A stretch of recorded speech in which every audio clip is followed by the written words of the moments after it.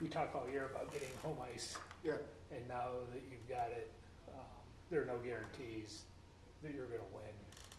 And your guys have shown that teams can win on the road in the playoffs. our team has shown that? it's Yeah. shown. Yeah. How do you make sure your guys don't, I don't know if for granted's the right word, to make sure they.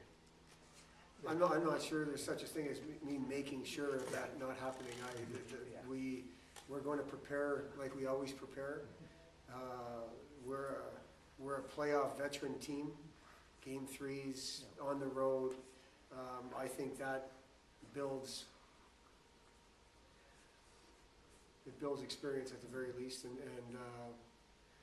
I can't guarantee and make sure that they're going to be, not nervous or not feel the pressure of playing at home. All we can do is prepare like we always would. The fact that we tied for third in a very competitive league when there was some up and down times, and we earned home ice. I want our guys to take advantage of that. That's the message. Let's not let go of that opportunity by not playing well. That still doesn't guarantee us winning. We want to play well. I don't think to this point we've played great against Michigan Tech. That's just real. Here, there, the results vary, but the Friday night here in particular, we didn't even give ourselves a chance. Saturday night was a game that could have went either way. It came down to those special teams or those 4 or 5 plays. So this is about executing at a high level, whether we're here or there. I think the fact that we're here is a pat on the back for a good regular season. And the message has been, let's wrap our arms around that opportunity and enjoy it, but know that this is how we're going to have to play this weekend. Process, details, everything we do has to have a purpose. This is a really good team we're playing. That's been the message. So there's no guarantee or making sure in that other than what we do every week and trying to prepare the best we can. Kind of a weird regular season series from you guys. The home team hasn't won at all.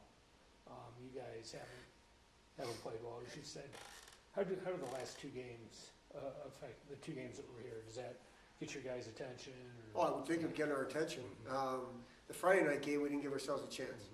We started off slow. Actually, the first 3 minutes was really good. Then things went sideways and backwards in a hurry. Saturday night, I thought we played well. I thought it was a good hockey game. There was 2 huge errors on our part in the third period. Both of them ended up in our net. Then we made a huge error the first shift of the overtime, ended up in our net.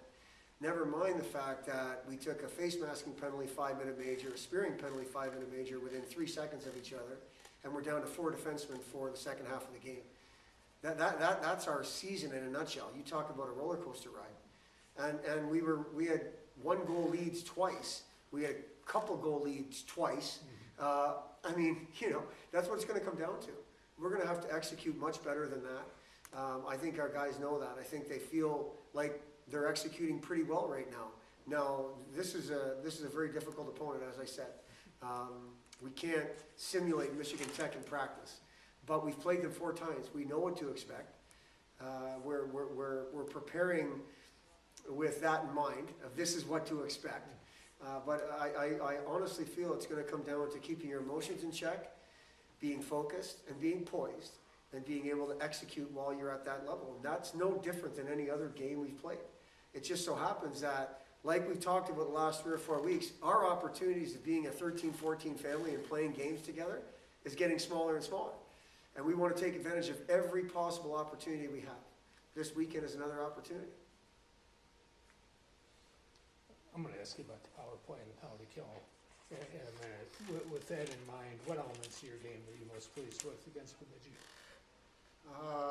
That was at the top of the list. I thought for the most part, based on our Northern Michigan series, our defensive zone was pretty good. We defended well.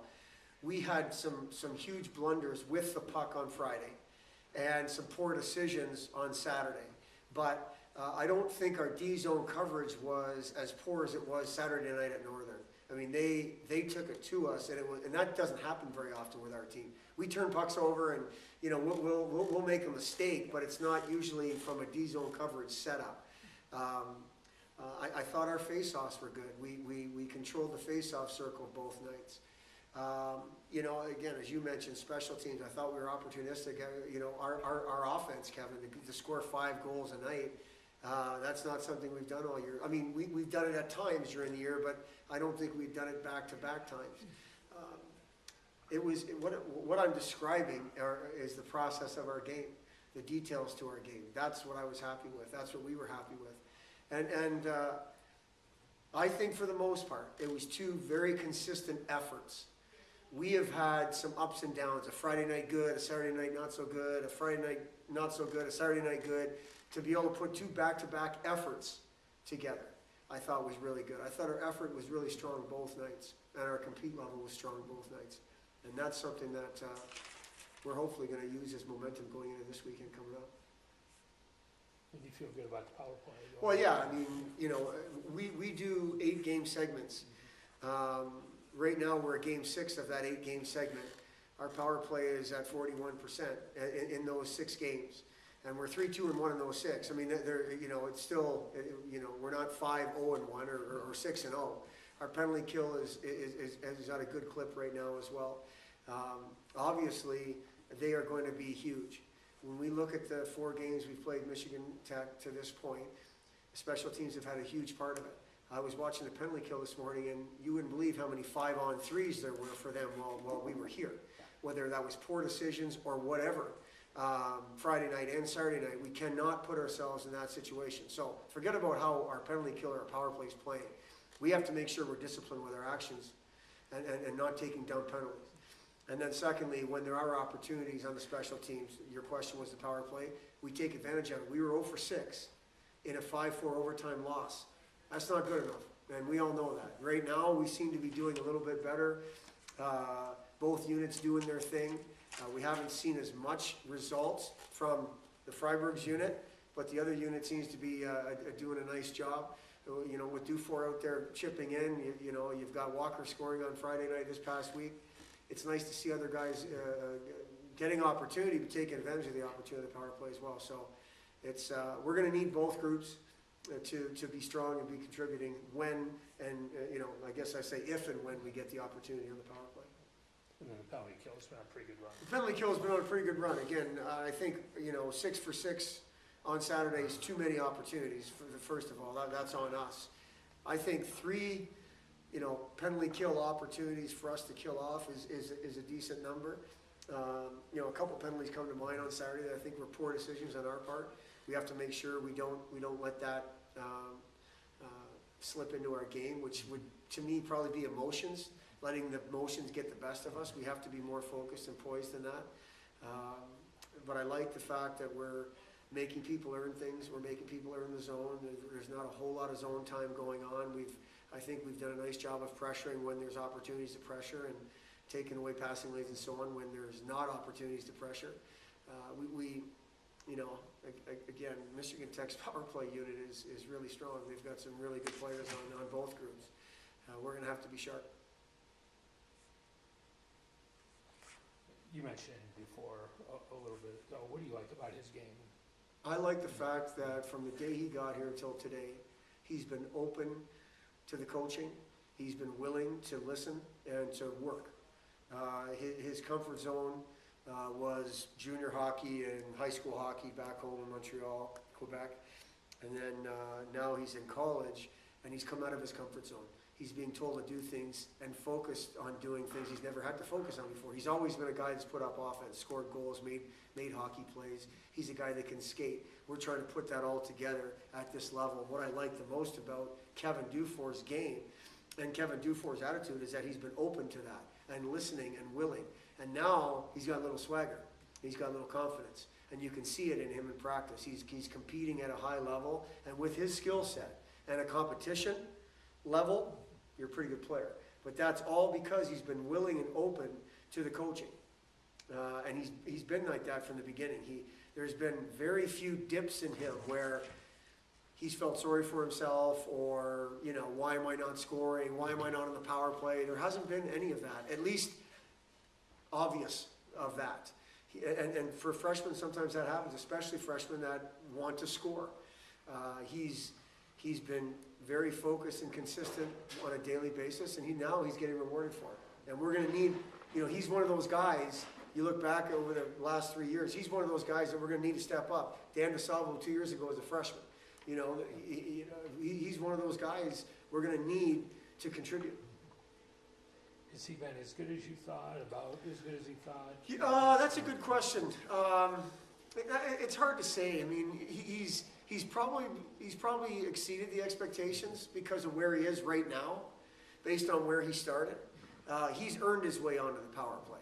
He's earned his way to play with Dan DeSalvo and Adam Burkle right now.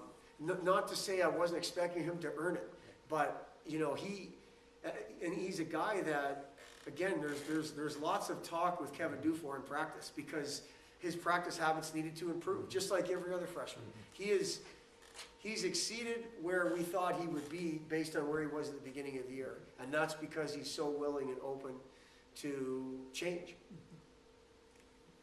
When you say the things that changed the most, the practice habits and probably the defense, probably. I would say, and being able to play this game while he's skating. That may sound ridiculous, but he can really skate. Most people, all people, skate better without the puck than they do with it. That's just a real statement. You look at some of the best in the world, the difference is they do things with the puck at full speed. Kevin is learning to do that. Whether it's through the neutral zone, whether it's down below the tops of the circles, in an offensive zone play, he is making more plays with his feet moving. On the power play, he's making plays with his feet moving. And then his defensive zone coverage, what we're asking him to do without the puck is be responsible. We're not asking him to be a checker. We're not going to say, you must be the shutdown guy. We know what his strengths are, but obviously he's got to work on his weaknesses as well and his holes, and he's done that. And I think that's the biggest.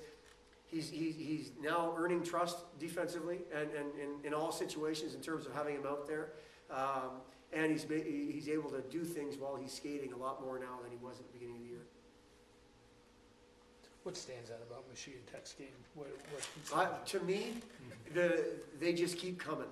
They have their depth up front. Their decor jump into play. Like they will come at you in waves. I don't know if it's their team speed.